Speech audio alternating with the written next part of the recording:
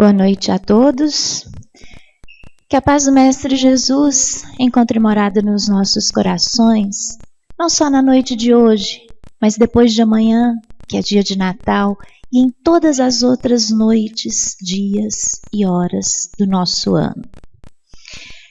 Nosso tema de hoje é Jesus e a resignação. E antes de começar a falar sobre Jesus, sobre resignação, eu queria fazer uma introdução trazendo o assunto para o nosso dia a dia, para a nossa realidade. E daqui um pouquinho vocês vão entender por quê.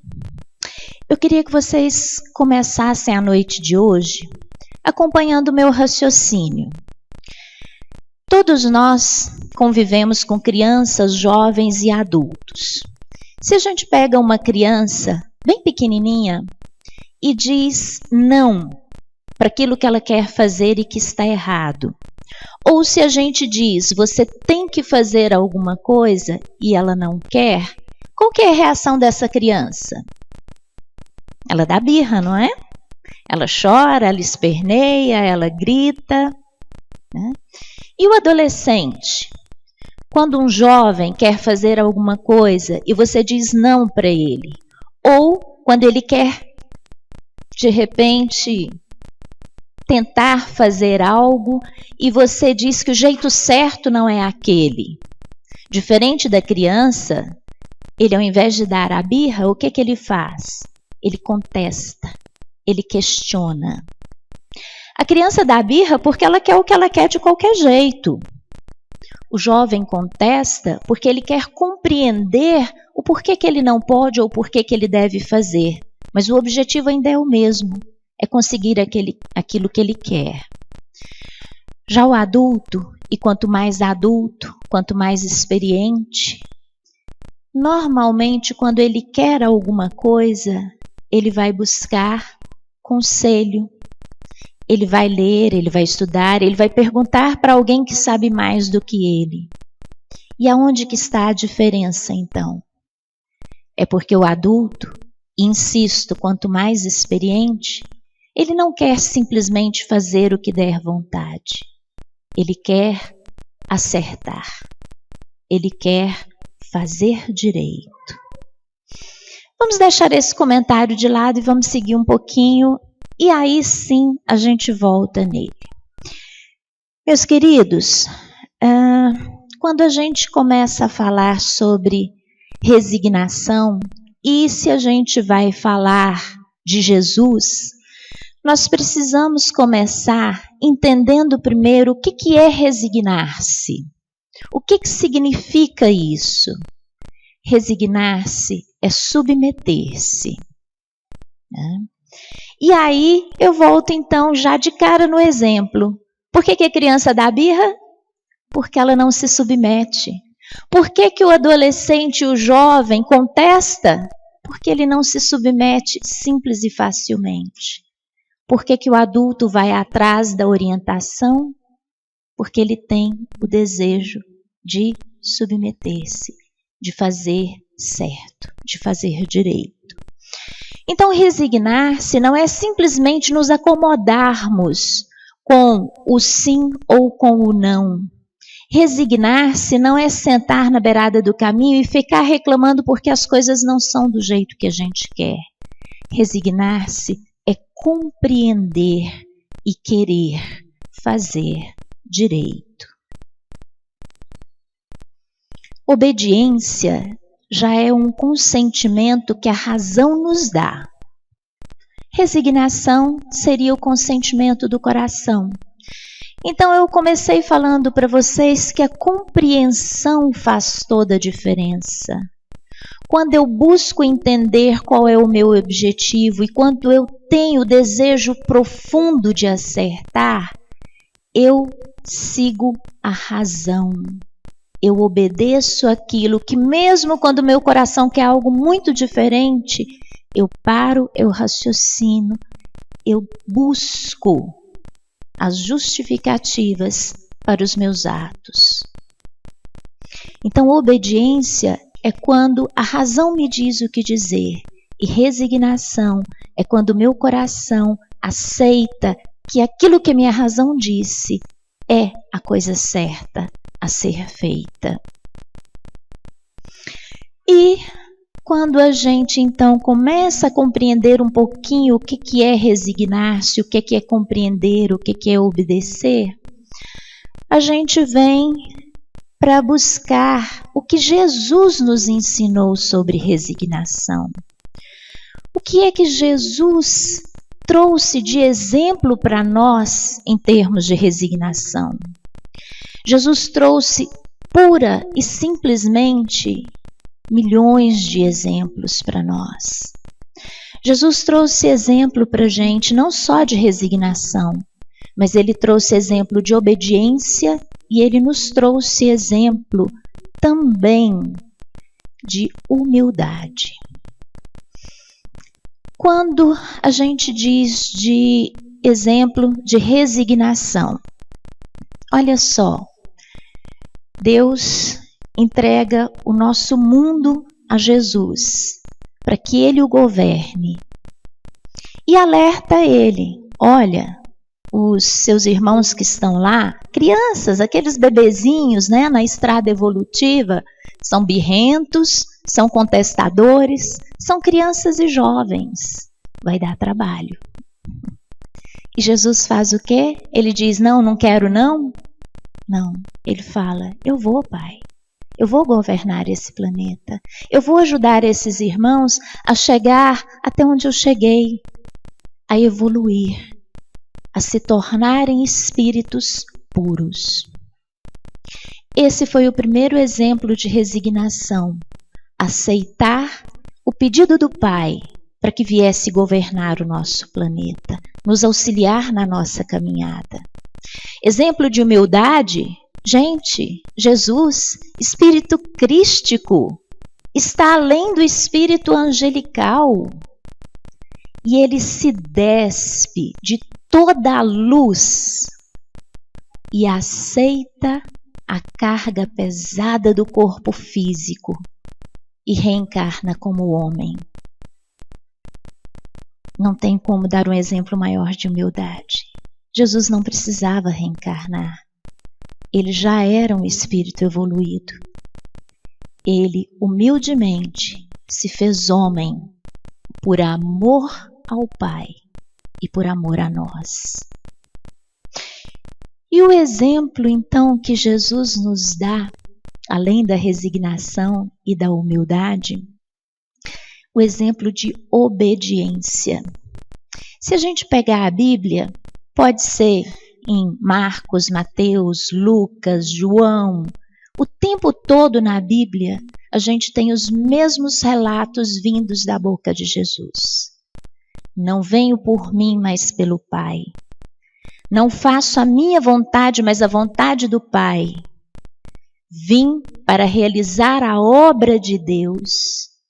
Eu vim para dar testemunho do amor de Deus. O tempo todo, irremediavelmente, Jesus está comprometido com o Pai. Será porque que era fácil para ele se comprometer e é tão difícil para a gente? Porque Jesus sabia de uma coisa que a gente ainda não conseguiu entender. É que esse Pai é soberanamente justo e bom. É que esse Pai é um Deus de amor. Então fica fácil confiar, fica fácil me resignar, obedecer e me entregar às ordens desse Pai. Foi isso que Jesus fez. E mais, quando lá, naquele último minutinho na cruz, deu aquele aperto, ainda assim, Deus, Jesus, Filho de Deus, Deus também, ele se submete mais uma vez. E ele dá a maior e a última prova de resignação. O que ele diz? Pai, se for possível, afasta de mim esse cálice. Mas se não, que seja feita a tua vontade. Esse é o exemplo maior que Jesus nos deixa de resignação. E aí, Jéssica, fica difícil, hein? Né? Com um exemplo desse tamanho, com coisas tão difíceis a se fazer, como é que a gente fica nisso? A gente segue caminhando de acordo com tantos outros ensinamentos que Jesus nos deixou, que é o que nos garante que a gente vai conseguir chegar lá. Por exemplo, Sermão da Montanha, outro ensinamento maravilhoso que ele deixa para a gente. E do Sermão da Montanha eu queria pensar só esse pedacinho. Bem-aventurados os aflitos, porque serão consolados. O que Jesus quis dizer com essa frase especificamente? Será? O que é, primeiro, aflição? Bem-aventurados os aflitos. Meus queridos, aflição é um grande sofrimento, é uma dor profunda, é um tormento, é uma pena moral, é ânsia, é mágoa, é tristeza, é depressão, é dificuldade financeira, é problema conjugal, é desavença, é cansaço físico, é doença. Aflição é aquilo que a gente vive todos os dias da nossa vida, em maior ou menor grau. Isso é aflição. Mas se aflição é tanta coisa e se a gente vive tanto disso o tempo todo, então por que nós somos bem-aventurados? Se a nossa vida, se o nosso dia a dia é feito de aflição. Porque, meus queridos, Deus nos deu o maior dos bens que pode existir. Deus nos fez exatamente igual a Ele, num único quesito, o único que precisava. Deus nos fez eternos. E ao nos fazer eternos, Ele nos dá a possibilidade de caminhar no nosso ritmo, nos nossos próprios passos, mais lentos ou não, rumo a essa evolução, a essa conquista moral, a essa conquista evolutiva. Então, por que eu sou bem-aventurado e aflito ao mesmo tempo? Porque cada dor dessa, cada aflição dessa é uma oportunidade para crescer. É uma oportunidade para repensar o que eu venho fazendo e como que eu venho encarando as coisas que vêm acontecendo. É uma oportunidade para fazer diferente. E eu tenho nada mais, nada menos do que toda a eternidade para aprender a fazer isso. Mas presta atenção. Não vamos gastar esse tempo todo, não, né? Vamos tentar acelerar o passo. Tem tanta coisa boa para a gente aprender. Né? Somos bem-aventurados, sim. Somos bem-aventurados porque temos essas oportunidades nas mãos. E mais do que isso, nós somos bem-aventurados porque nós temos hoje já, nesse momento nosso, mesmo estando num planeta de provas e expiação, nós temos a condição de compreender uma série de coisas. Tanto temos que nós hoje começamos a reproduzir isso. Então eu vou entrar com o segundo exemplo nosso de dia a dia aqui. Nós, falíveis como somos, nós, pouco experientes e pouco evoluídos como somos, nós temos, por exemplo, um sistema familiar onde nós estabelecemos regras. Regras de convivência, regras de bem-agir. Né? E quando os nossos filhos não cumprem essas regras, o que acontece?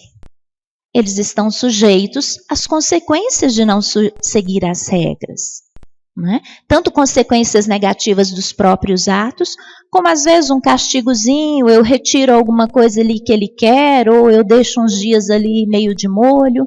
Então, no meu círculo familiar, eu estabeleço regras e quando essas regras não são cumpridas, as consequências advêm.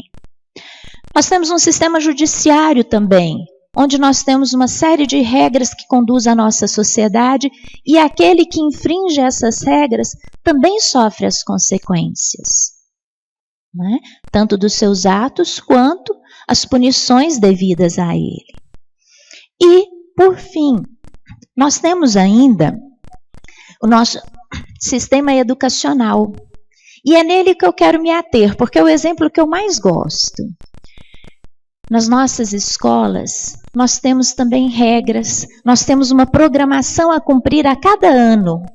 E para garantir que cada aluno vai cumprir aquilo por cada ano, o que a gente faz? A gente passa tarefinha para fazer em casa, não é isso? E, de tempos em tempos, prova. Não é assim? E aí, se o aluno não estuda, se ele fica meio vagabundando, o que acontece no final do ano? Tem que repetir, tem que ir de novo, fazer a mesma coisa outra vez. Até que ele entenda que ele precisa parar, abrir mão de uma série de coisas, se dedicar a aprender. Porque aprender é caminhar, aprender é evoluir. Então, olha só, se nós, como eu disse, falíveis, conseguimos estruturar esse tipo de sistema para crescimento, para avançar na nossa sociedade, será de onde que a gente viu e aprendeu ou intuiu essas coisas? Será que Deus, na sua grandeza, não usa conosco exatamente esse padrão de ensinamento? Será que nós não somos esses alunos na escola da vida? Será que nós não temos as nossas tarefinhas a cumprir diariamente? Ou encarnação a encarnação? E será que as provas, as aflições, aquelas dores, aquelas dificuldades, será que elas não são exatamente essas provinhas que de tempos em tempos a gente tem que passar por elas para confirmar que aprendeu? Para confirmar que está sabendo? Que dá conta de ir adiante? Que está apto a passar de ano na escola da vida? Mas não, o que a gente faz? A gente reclama. Ou a gente se acomoda e diz que é assim mesmo, que foi Deus que quis, né? E aí a gente deixa a dificuldade para lá e vai chorar. Ou então a gente simplesmente diz, não sou capaz, não dou conta. Né? Meus queridos, somos bem-aventurados porque temos a oportunidade na escola da vida de fazer as nossas tarefas, de estudar, de aprender e de passar de ano, etapa a etapa, encarnação a encarnação, até que a gente possa se graduar na escola da perfeição. Porque é esse o propósito de Deus para as nossas vidas.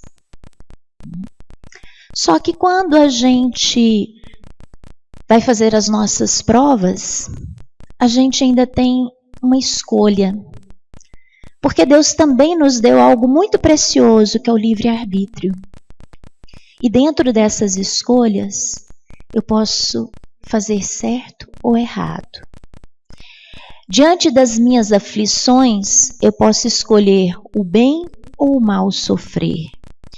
E o bem e o mal sofrer é a grande diferença entre karma, prova e missão. Vou voltar no exemplo dos alunos. Chegou o dia de prova, né? O mesmo aluno que não é dos mais inteligentes. Chega o dia da prova, ele pode largar tudo, né, uma semana antes, e mergulhar nos estudos, porque ele quer passar de ano. Ou ele pode simplesmente dizer, essa prova vai ser difícil demais, não estudei até agora, não adianta, o professor é chato e vai estar me marcando, vai me bombar de qualquer jeito, então pronto, não vou estudar. Né? Ou eu posso ainda, como aluno, falar, eu vou estudar um tanto, se não der é porque não era para ser. Né? Só que não. Eu posso, na escola da vida, escolher se essas provas pelas quais eu vou passar Eu vou entendê-las como uma enorme, bela e grande oportunidade para, como eu disse, passar de ano na escola evolutiva. Tá? E se eu aproveitar isso, eu estou fazendo o bem sofrer. Eu estou transformando a minha experiência, a minha aflição, em uma oportunidade, em pura e simplesmente uma prova. Se eu reclamo, se eu acho que eu sou infeliz, se eu acho que Deus é injusto, se eu acho que a vida não me beneficia, então eu estou escolhendo mal sofrer. E aí, essa mesma experiência se torna, então, um karma. Agora, se diante dessa situação eu aproveito ela e ainda consigo auxiliar o meu irmão no crescimento dele com a minha prova, eu abracei uma missão. Concluindo, meus queridos, a diferença entre o bem e o mal sofrer, entre a missão, a prova e o karma, é pura e simplesmente a forma emocional como eu encaro esse desafio. Nada mais e nada menos do que isso. E aonde entra a resignação?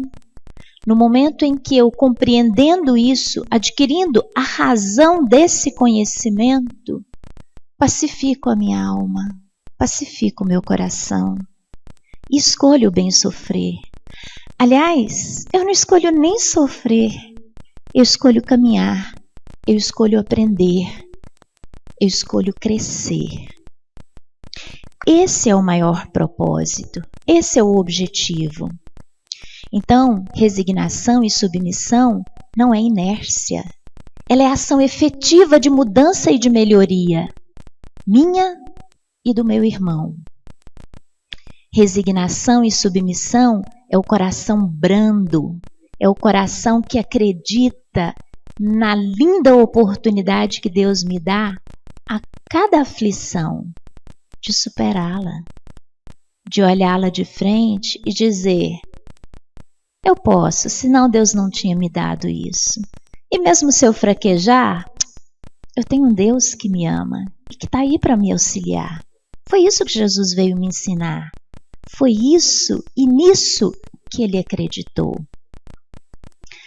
E se é assim, quem sou eu para duvidar? Se o próprio Cristo veio nos ensinar isso. E a partir dessa ação de confiar e resignar, de abrandar o coração e viver as minhas experiências e não mais as minhas aflições, a gente se porta como aprendiz, aprendiz do Cristo. E como aprendiz do Evangelho desse Jesus, eu queria ressaltar uma fala de Francisco de Assis, que disse o seguinte: comecem fazendo só o que é possível. Depois de um tempo, tente fazer o necessário, e você acabará vendo e fazendo o impossível, porque você acaba descobrindo que o impossível não é nada diferente daquilo que você faz todos os dias, todos os momentos. Meus queridos, resignação é ação calma, pacífica e branda. É a aceitação de que Deus sabe o que nos dá. E que amar a Deus acima de todas as coisas é amar a Deus acima das nossas aflições, por compreendê-las como uma oportunidade. E sempre que nos faltar a condição, sempre que nos faltar força, sempre que nos faltar a possibilidade de caminhar por nossos próprios pés, precisamos lembrar que temos em nossas mãos mais uma grande lição que Jesus nos deixou, que é a oração. Mais uma vez, para quem está sempre por aqui, o nosso vídeo não funciona. É marcação. Um minutinho que eu vou usar de uma certa persistência.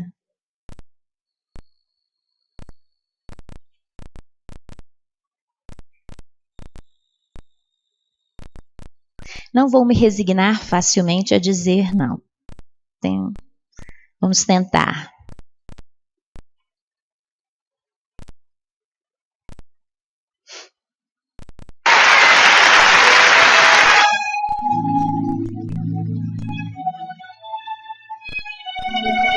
E diante da grande bênção que Jesus nos deixa, que é a oração, eu queria convidá-los para, diante dessa música, orarmos juntos ao nosso Pai.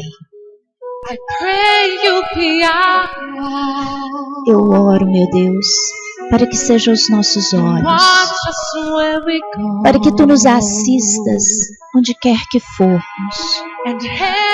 que nos ajude, ó Pai, a sermos sábios.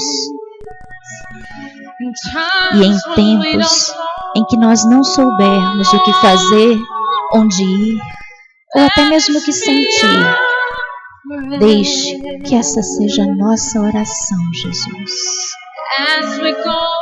Quando nos perdermos no caminho, quando nos sentirmos sozinhos, conduza-nos para um lugar que Tu, Jesus, sabes onde é. Guia-nos com a Tua graça para um lugar onde estaremos seguros. Um lugar, Jesus, que é o Teu coração, que é a Tua luz. Porque a luz que Tu traz, e que eu oro por essa luz, ela ficará nos nossos corações. E nós a manteremos ali, para nos lembrarmos sempre que quando as estrelas saem a cada noite, Você, Jesus, é a estrela eterna e que vai iluminar o meu caminho. Deixa essa ser a nossa oração, Jesus. Existe tanta fé, e quando as sombras enchem os nossos dias, conduza-nos para um lugar. Guia-nos com a Tua graça, Jesus. Dê-nos fé, e assim nós estaremos seguros. Fé é prova de resignação. Fé é paz, amor e brandura no coração. Fé é a crença no amor de Deus. Fé é a nossa oração. Por isso, que nós possamos um dia dar as mãos a cada um dos nossos irmãos, num símbolo de paz e de fraternidade.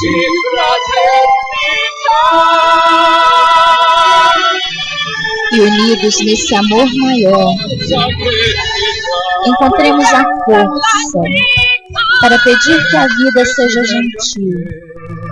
Mas mais do que ser gentil, que Tu nos assistas desde cima, ó Jesus, e que todo mundo possa encontrar o amor e a esperança ao redor e dentro de si. Que outra alma possamos encontrar para amar. Deixa, Senhor Jesus, que essa seja a nossa oração. E assim como cada criança, cada um encontrar o seu lugar na evolução, teremos sido guiados por Ti mais uma vez, pela fé, para o lugar onde sim estamos seguros.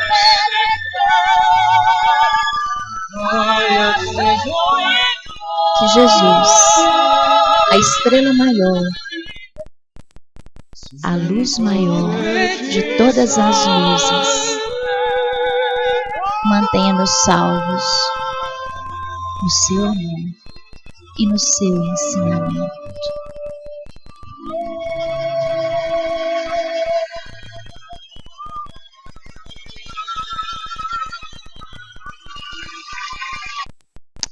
E falando em luz e em Jesus, para finalizar, queria desejar a todos vocês um Feliz Natal.